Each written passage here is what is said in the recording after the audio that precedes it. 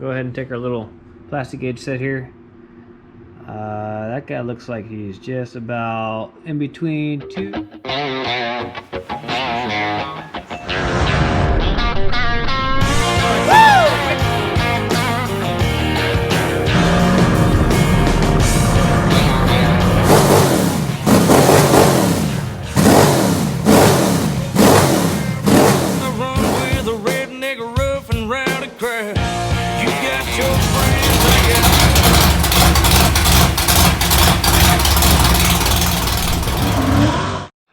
Welcome back to Cherezian Racing. I hope everybody had a really good Christmas and New Year's, and hope everybody is staying safe and healthy. It seems like the bugs going around right now, so hope you guys are all right. Anyways, it's the off season, and what do we do on a racing channel when there's no racing during the off season?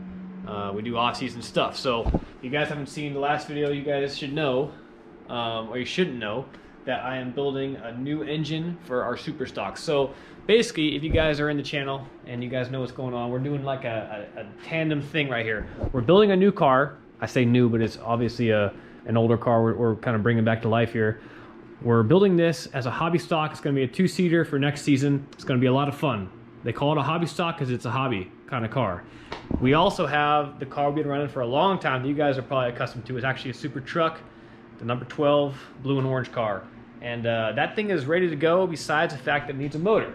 So once this motor's done, the car's gonna be racing again here pretty soon. I think early March is when our first races are starting up, but it's also gonna be for sale at the same time because we're gonna move on to some different things. But anyways, I figured I'd just kind of walk you guys through on this engine build here, where I'm at and what I'm doing going forward.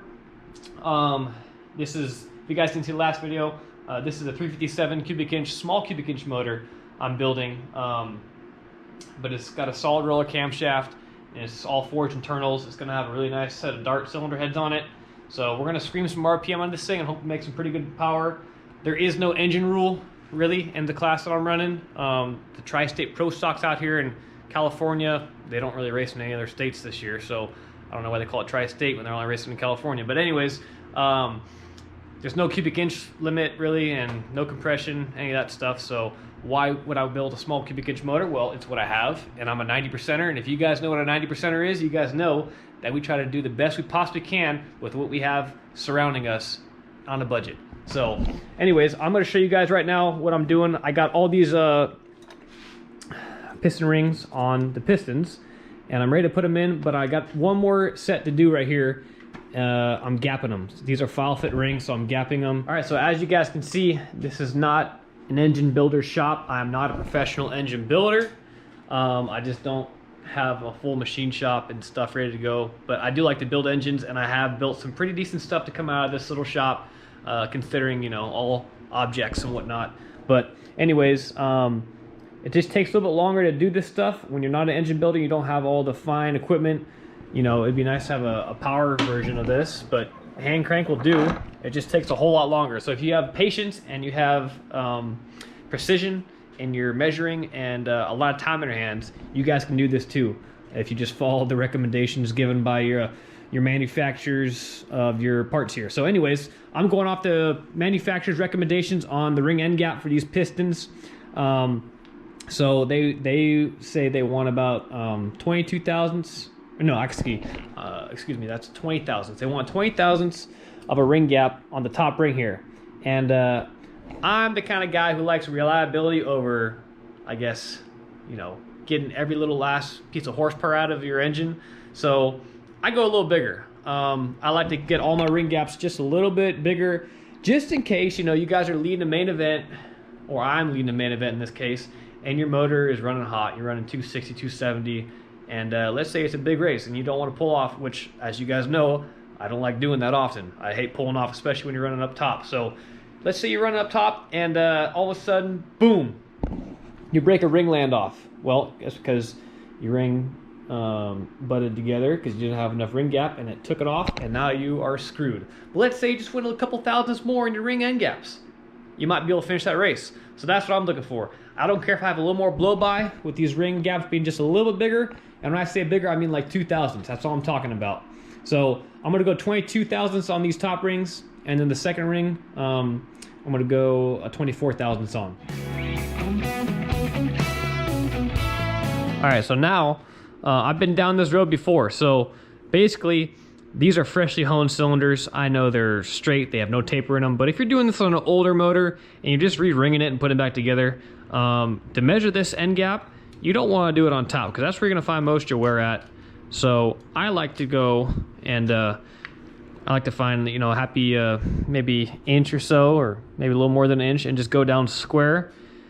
I got a piston, I don't have a fancy tool to do this, but go down evenly, and I put it about right there for all the cylinders. Now, if you were doing this on an older motor with a lot of taper in the cylinders, I go all the way down to where the ring's gonna be at the bottom of its stroke, and I wanna get the measurement down there, because as it comes up, this ring gap's gonna open up with the taper, so you're not gonna have to worry about it, but I wanna know what it is on the bottom.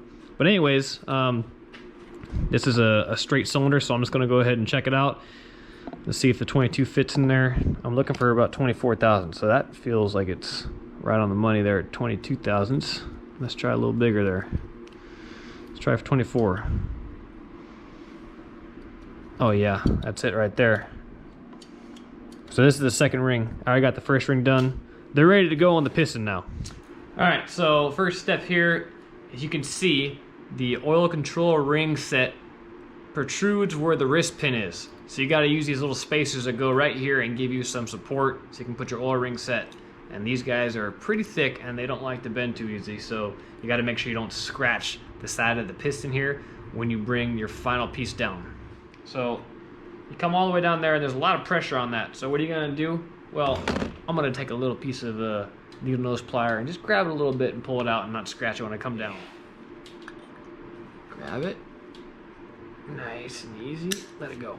Now, these rings are let's see if I can get this right, a 1/16, 1/16, 3/16 ring set. So they're not super tiny and they're not the big old honking stock ones. You always gotta remember, the dimple on the piston ring always faces the top. All right, so now that all the piston rings are on the pistons and they're ready to be installed, I just flipped it over real quick and made sure that everything looks good here. All these journals are real clean.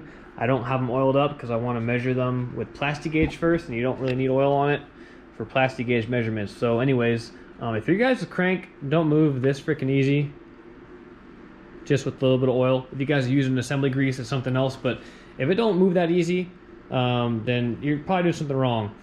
These things should just be super free. If you got all the clearances right and you have a good line hone on it. So anyways, I'm gonna put these guys in. I did make sure, I like to leave my my galley plugs out on the back here. You guys can see my galley plugs.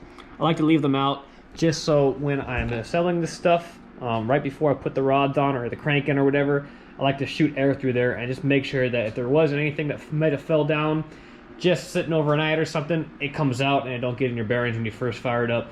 So I did that and made sure that all these oil holes right here are all blowing nice fresh air. So these babies are ready to go in.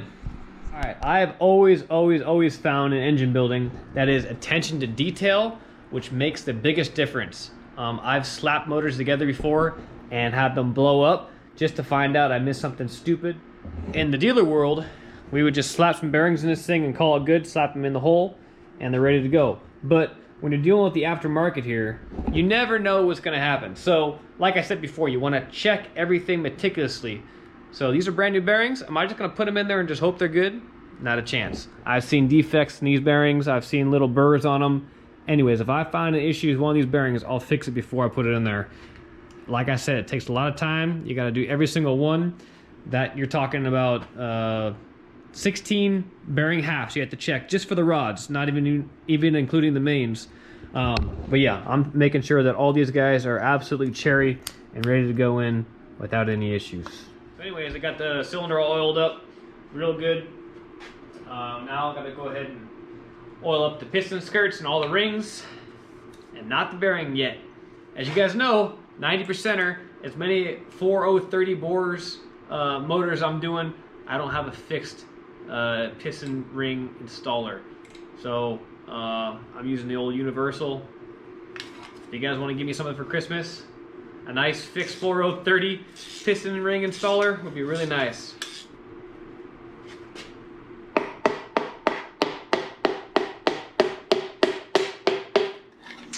I don't care if you're a weekend warrior or a professional engine builder, this is definitely the most fun part of building an engine, is smacking these pistons down the cylinder.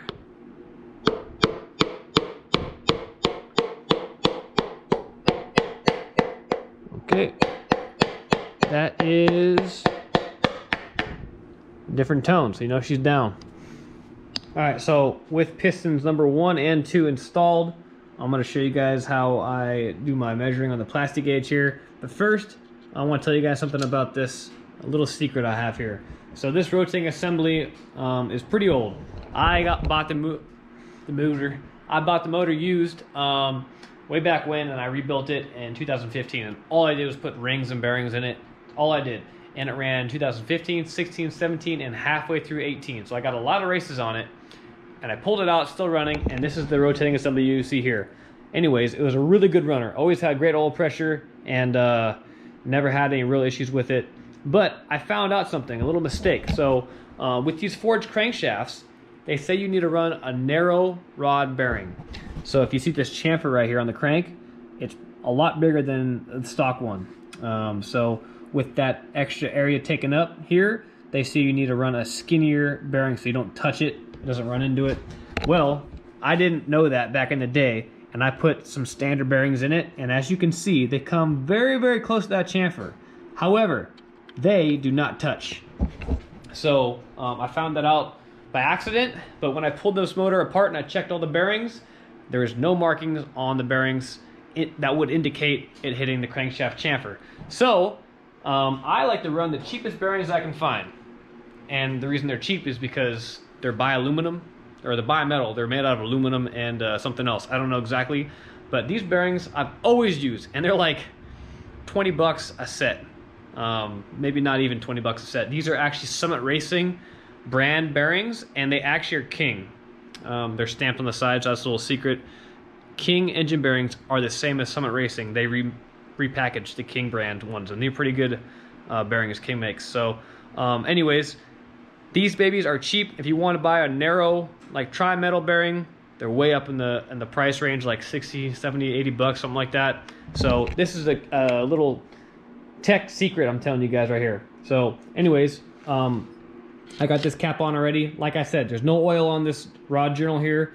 So I'm gonna go ahead and put my Plastigage in and torque these babies down. I told you guys in the last video that these are brand new rod bolts. So I'm gonna have to put some ARP lube on them and torque them down to spec. And I've always found that Plastigage is very, very accurate if you do it properly. Like I was saying, making sure there's no oil on it. And actually when you torque these babies down, if you wiggle it a little bit, it could skew the readings. So I like to shim both sides with a feeler gauge. So when you do torque them down, these rods have no chance of doing this bit. So you get an accurate measurement on the Plastigage. And in case you guys are wondering the exact rod bearings I'm running here, I'm running two different size rod bearings. I'm running one for the bottom side of the rod and one for the top side. The bottom size one I'm making a little bit smaller. So it's a standard bearing, but it's labeled STDX, which means it's a half a thousandth smaller. So it gives you a little more clearance. And that's what I ran on this the last time, and it worked out perfectly, so I'm not changing it. If it's working, don't fix it. So same bearings are going in, just new ones. But they are the SI series from King C807. So I don't really know exactly what the Summit Racing part number is for that, but it's whatever it is for a small block Chevy under Summit Racing. And I think the X versions I had to buy through King. I don't think Summit Racing sold those, so you pay like a couple of bones more for the brand name, but hey, it is what it is. Alrighty, so I'll break off a pretty big chunk, lay it right there as flat as possible on the journal. After they're all lined up, you can go ahead and put your caps on. Make sure the bearing obviously is oil free, and just like that. And be careful. All right, putting that ARP Ultra Force moly lube on it so you get the correct torque readings. These rod bolts have already been cycled 4 different times. So I know that, you know, I'm not using a stretch gauge here, but a 90%er don't own a stretch gauge, so I cycle these babies a lot. So I know that they're pre-stretched, and the final time I torque them, they'll be nice and tensile strength to full force. All right, so another thing about making sure this Plastigage is accurate, you need to make sure that the bottom of the rod is all the way up touching the crankshaft. If it's down a little bit and use these bolts to suck it up, you might crush that Plastigage on top a little more than you should and might skew your reading. So anyways, just go ahead and take your hammer and make sure both pistons are all the way up, which they are. And then I go ahead and run them down evenly on both sides, making sure I don't really go too much here or too much there. And once they get run down, then I bring out the torque wrench. All right, so 63 foot-pounds of what Eagle wants on these rod bolts. And as you can see, this is what I'm talking about, the feeler gauges. Shove them in, get them as tight as you can, and then work them down after you get these things pinched in there, and that will prevent it from caulking. So anyways, I'm gonna keep on going here, hit 63 foot-pounds, and see what Plastigage looks like. Now, I know there's a whole lot of rules to this Plastigage thing, but this is the last thing I swear. Anyways, when you back these bolts off, it's a pretty standard procedure just to smack these bolts down to kind of break the dowel pin in there and get these things separated. But if you do that, then you're putting all kinds of pressure on this top part downward where your Plastigage is that's measuring your bearing clearance. So you take your hammer and you have to smack these guys upward in a kind of unorthodox manner, but just making sure you don't put any pressure downward. Go ahead and take our little Plastigage set here. That guy looks like he's just about in between 2 and 3 thousandths. So I'm gonna call that about 2.5 thousandths, which is right on the money. That's what I wanted to be at, right around that margin. And I forgot to tell you guys, when I took this motor apart, the rod bearings looked cherry. Like all of them looked almost brand new, like hardly any wear marks on them. The main bearings are something else, that's something a little bit different, but I think that was probably because I didn't change the oil as much as I should have. But anyways, rod bearings look great, so this clearance is absolutely what this thing wanted. It was spinning about 7,600 RPMs for 4-ish years, or 4 seasons, and it was a good motor, so I'm gonna call that good. And so I'm gonna take these guys back off, push these pistons down a little bit, oil up the bearings, the journals, making sure everything is clean and debris free, and then cinching them down one more time and torquing them. And that'll be the first set done. Only 3 more to go. All right, got them all oiled up. All right, with them all torqued down, the last thing to do is measure the side clearance. So as you can see, these guys have a little bit of play back and forth. That's good. I'm just gonna recheck them, even though I checked them before this thing came out. It should be around 20 thousandths. And I mean, like right on the dot. I don't know if you guys can see, but that says 20 thousandths, and that fits just barely in there. So 20 thousandths is the side clearance. All right, so that's it for the engine building process of this episode, because we got to get to work on the hobby stock, and Eric's coming over. So I'm gonna go ahead and put my engine cover back on this big old Summit Racing box, and you guys will see this coming up real soon in episodes, probably in the new year. Well, I'm drunk as a skunk and I don't give a No, don't go nowhere. That's not a circle? That's a plug, but I'm looking at something through it. It's not an Allen? I think it is. All right, so we're gonna try to pull out a plug. We gotta fill this, bottom line is we gotta fill this diff with 5 quarts of gear oil somehow, and we think there's a plug right there, but it looks like, I don't know, it's kind of dirty. We'll have to clean it off and check it out. But anyways, we're back working on the hobby stock as always on a Thirsty Thursday. I had to start it up the right way with a little shotgun action there. I'm gonna go ahead and put these subframe ties in. Gonna bring the front to the back and join everything up and get on to new things. So we'll fire up the old arc welder and get these guys in place. I gotta cut this guy the length still. That's what we're doing.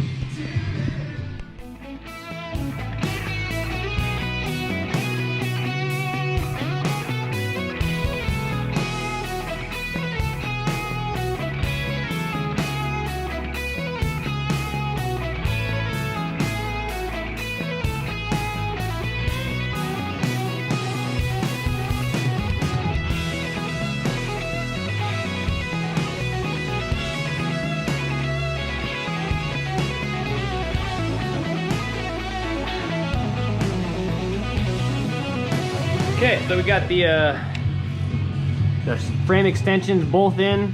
I got to do a little more welding on this side, but anyways, they're both in.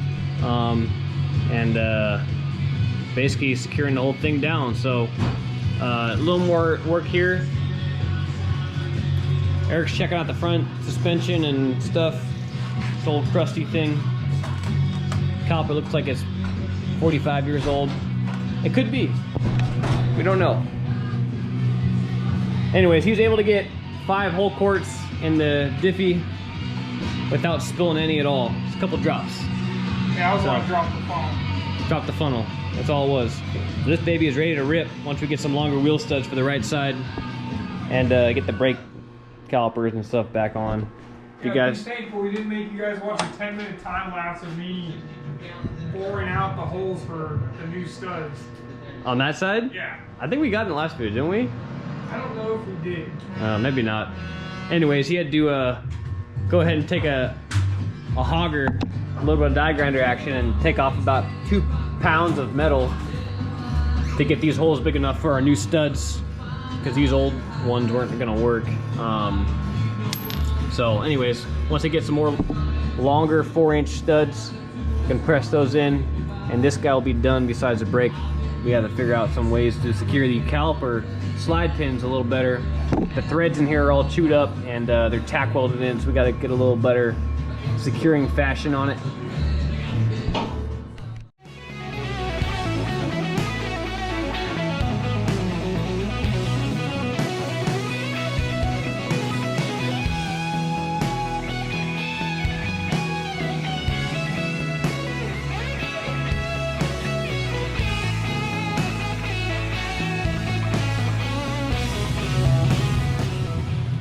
Alright, so if you guys don't have one of these, you need to get yourself one of these things.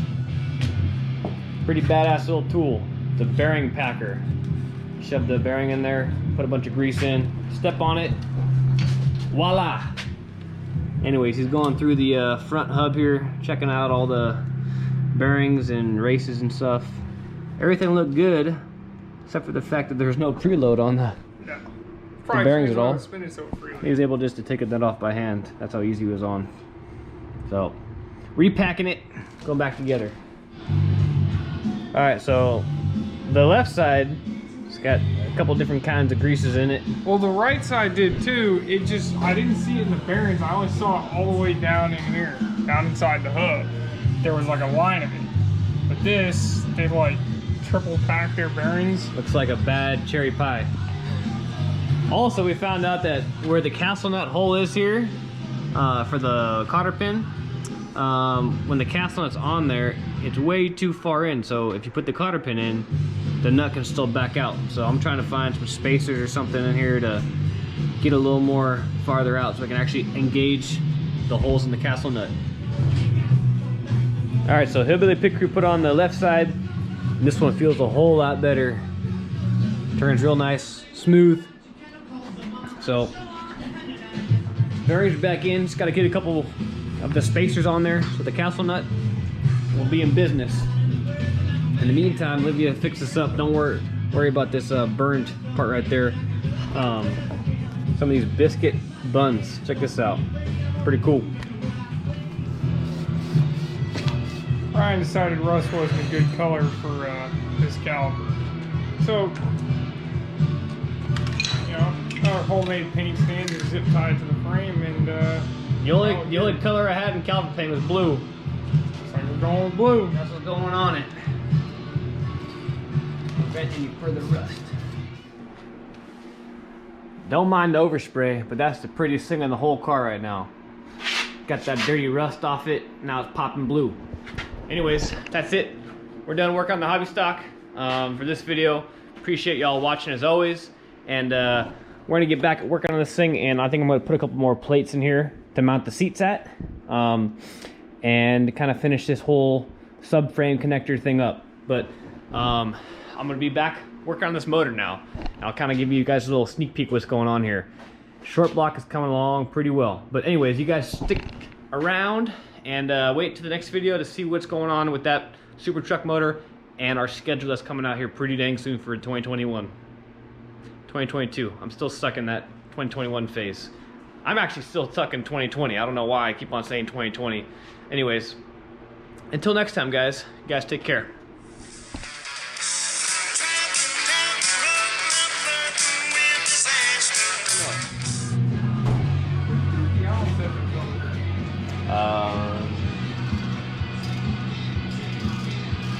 You took it. That was me. No, the one that was sitting right here? Yes. No. You had it in your hand. You said this is the standard one. What if I find it? And it's over here. Oh, they are down there. What do you call that? Allen's? No, those are Torx. Yeah.